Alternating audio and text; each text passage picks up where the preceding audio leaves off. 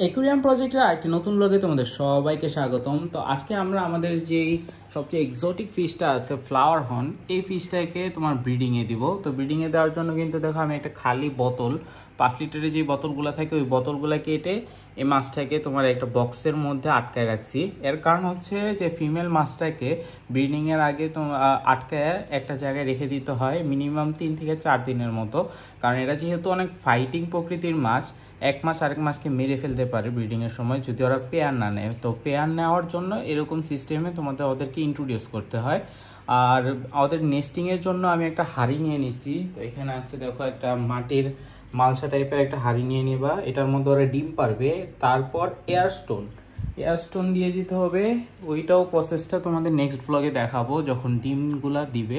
তো আমাদের অ্যাকুয়ারিয়ামের উপরে লাইটটা নষ্ট হয়ে গেছে, তো আপাতত একটা RGB লাইট লাগাইছি। তো অনেক তাড়াতাড়ি আশা করতেছি যে নতুন আরেকটা লাইট এখানে লাগাই দেব, কারণ লাইট কিন্তু আবার দরকার পড়ে মাছের জন্য। একে তো সৌন্দর্য বৃদ্ধি করে, পাশাপাশি যদি জীবন্ত গাছগুলো দাও অ্যাকুয়ারিয়ামে, সেই গাছের বৃদ্ধির জন্য কিন্তু গাছ প্রয়োজন। সো এখানে দেখো যে এই বেট্টা ফিশগুলো আছে বা ফাইটার ফিশগুলো আছে, এগুলো কিন্তু আমাদের হোম ব্রিড। আমাদের যে আগে অ্যাডাল্ট ফিশগুলো ছিল ওই ফিশগুলো থেকে প্রচুর পরিমাণে বাচ্চা পাইছিলাম। তো বেশিরভাগ বাচ্চাই কিন্তু আমরা বিভিন্ন জায়গায় তোমার গিফট দিয়ে দিছিলাম, সেল দিয়ে দিছিলাম। তো 2-3টার মতো ছিল, তো ওইগুলো বড় হয়েছে। আর এখানে আছে দেখো অ্যাঞ্জেল ফিশ, তারপর জিব্রা, পোলার প্যারট, সবগুলো একসাথে রাখা হয়েছে। যখন ফুললি অ্যাডাল্ট হয়ে যাবে তখন আমরা সেপারেশন করে ব্রিডিংয়ের জন্য দিব। এই ট্যাঙ্কটা শুধুমাত্র পোলার প্যারটের জন্য বানাইছি, যার কারণে ছোট ছোট অনেকগুলো হাড়ি দিয়েছি, কারণ পোলার প্যারট কিন্তু হাড়ির মধ্যে লুকায় থাকতে অনেক পছন্দ করে এই কারণে।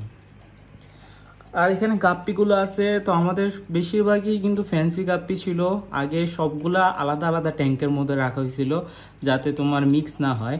সো এখন যেহেতু আমার ট্যাঙ্ক তেমন একটা নাই, কমাই ফেলছি, ফার্ম একদম সীমিত করে ফেলছি, তাই বাকি যে ফ্যান্সি গাপ্পিগুলো ছিল সবগুলো এক ট্যাঙ্কে রেখে দিয়েছি। অল্প কিছু পরিমাণই আছে, আগে অনেকগুলো ফিশ ছিল। আর এখানে কিছু এমনি সৌন্দর্য বর্ধনের জন্য মিক্স তোমার গোল্ড ফিশ, তারপর সিলভার ড্যানিও, লোজ ফিশ, এগুলো রাখছি।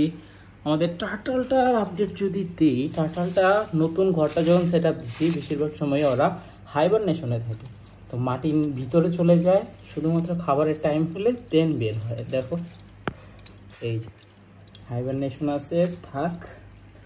আর এখানে আছে আমাদের গোরামি ফিশ। তো গোরামি ফিশটার ব্রিডিং সিজন আসছিল, তো মেল ফিশটা অনেক অ্যাগ্রেসিভ হয়ে গেছিলো, যার কারণে আমাদের অন্য যে ছোট মাছগুলো ছিল 4টা ছিল গোরামি, 2টাকে মেরে ফেলছে।